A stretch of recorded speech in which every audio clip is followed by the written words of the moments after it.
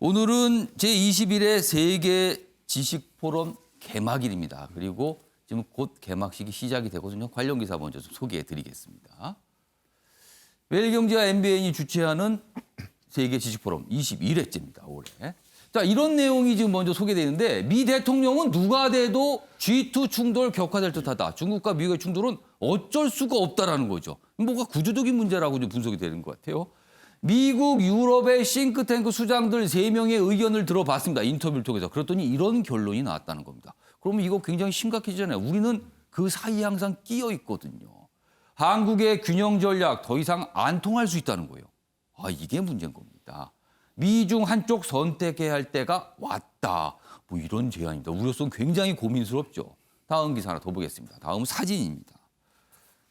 자, 여기 보시면요. 사진 보겠습니다. 세계지식포럼 개막식이죠. 개막식을 하면 기조연설이 있는데요. 여기 있습니다. 테레사 메이 전 영국 총리가 오늘 기조연설을 합니다. 곧 시작이 됩니다. 그래서 어제 입국하는 모습, 마스크가 굉장히 눈길을 잡는 편입니다. 원래 좀 패션에 좀 관심이 많은 인물로 좀 알려져 있죠. 다음 기사 하나 더 보겠습니다. 코로나가 포럼 형식도 바꿨다. 온오프 하이브리드 시대. 자, 세계지식포럼 원래는요 오프라인을 통해서 열립니다. 그런데 오늘은요 오늘 개막식이 되고 이제 사흘간 진행이 되는데 코로나19 여파로 지금 다들 온라인 비대면 많잖아요. 역시 온오프 하이브리드 섞었습니다. 그러니까 현장에는 일부 소수 인원들이 진행을 하고 그 모습은 유튜브를 통해서 나옵니다. 자, 그럼요 현장 세계지금 현장 연결해 보겠습니다. Forum and Chairman of Maegyeong Media Group.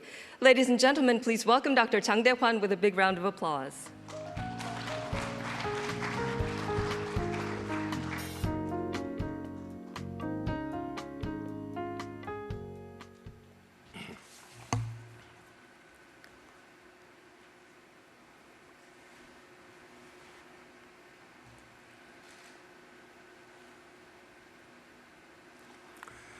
Good morning, my distinguished guest, and especially former Prime Minister Theresa May.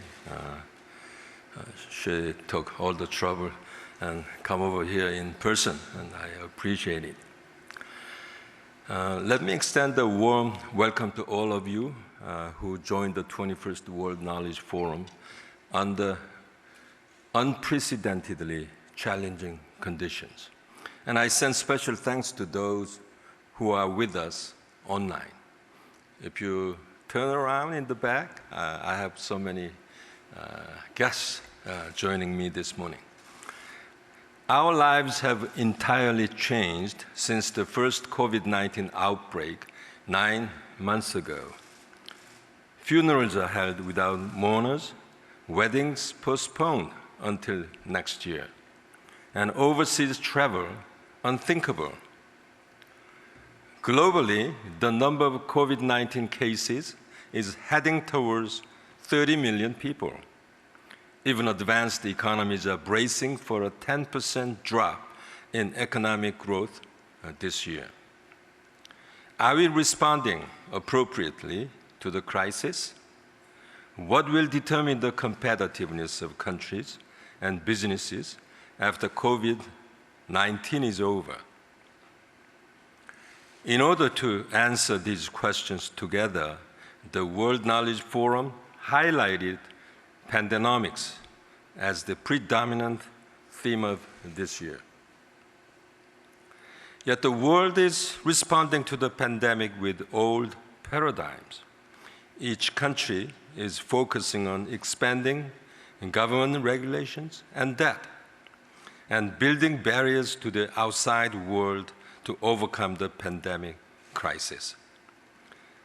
As a result, what we are facing now is the world returning to big government, deglobalization, and hegemony.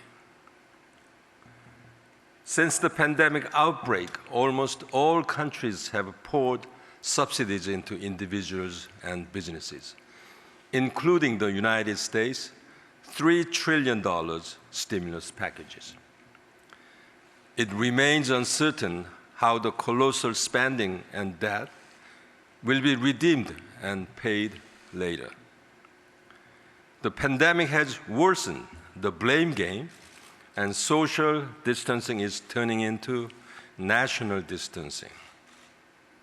As countries compete to bring their manufacturers back home, global value chains are being severely disrupted. Is this the end of globalization? I don't think so. Let's take the COVID-19 vaccine as an example. The vaccine being developed by the United Kingdom's AstraZeneca is under clinical trial in Brazil and is to be mass-produced in Korea and Mexico. In the meantime, great powers are intensifying competition for dominance. The United States and China are reversing the flow of globalization in the network era by sanctioning each other's tech companies. Dr. George Friedman, who is to speak at the World Knowledge Forum, is well known for his book Flashpoints, which describes the geopolitical crisis in Europe.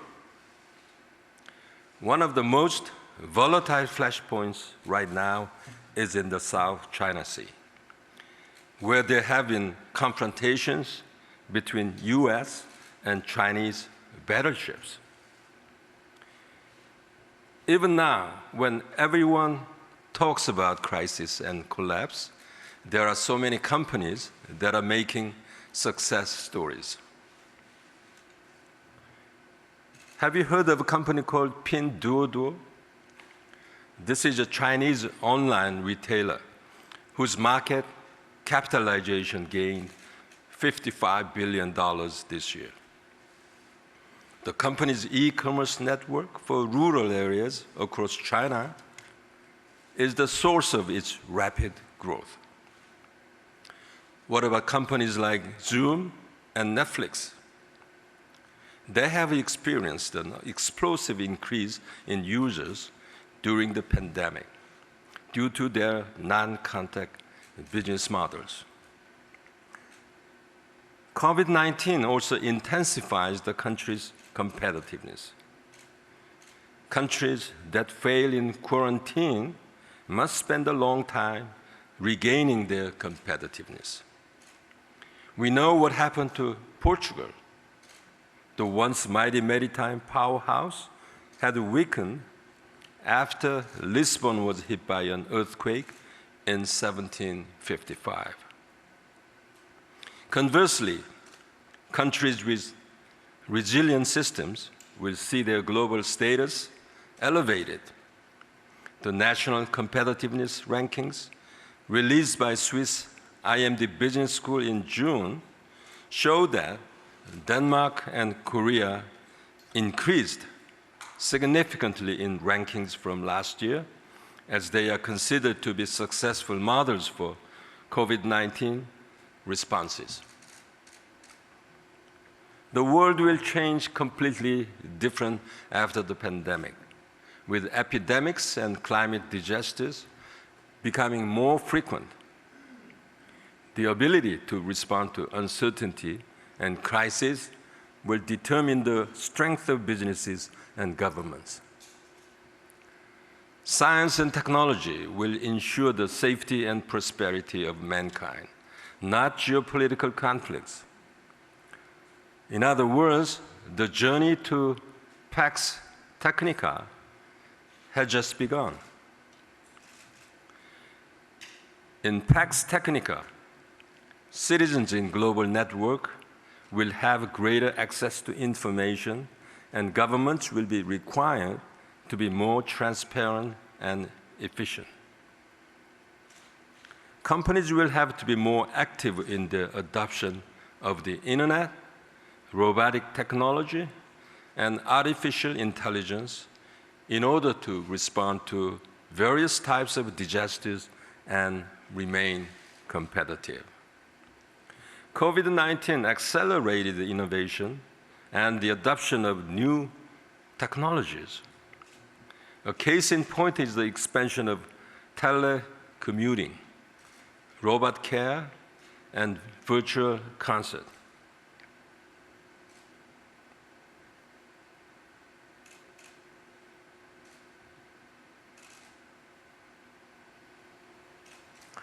The ongoing race for COVID-19 vaccine will drive growth in the biotech industry.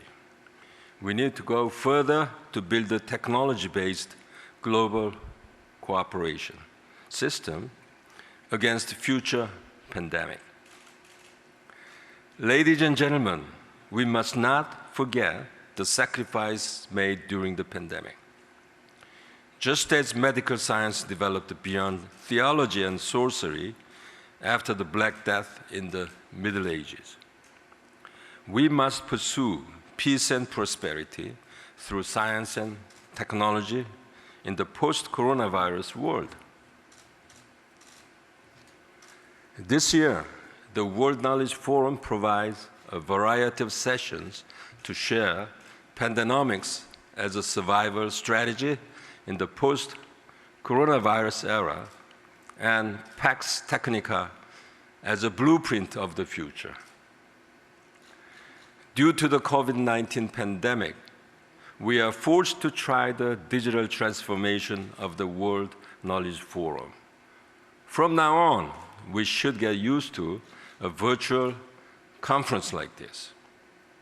I hope everyone to be able to gain valuable insights from this forum.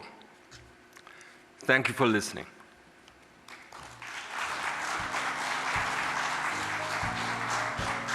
Thank you very much, Chairman Jang Dae-hwan. 코로나19 이후 세계 공존을 모색한다. 이런 내용이 다뤄지거든요. 제21회 세계지식포럼 지금 서울 신라 호텔에서 현장에서 열리고 있고요. 그 모습은 유튜브를 통해서도 보실 수 있습니다. 자, 그러니까 관심 있으신 분들은 유튜브를 통해서 지금부터 보시면 됩니다.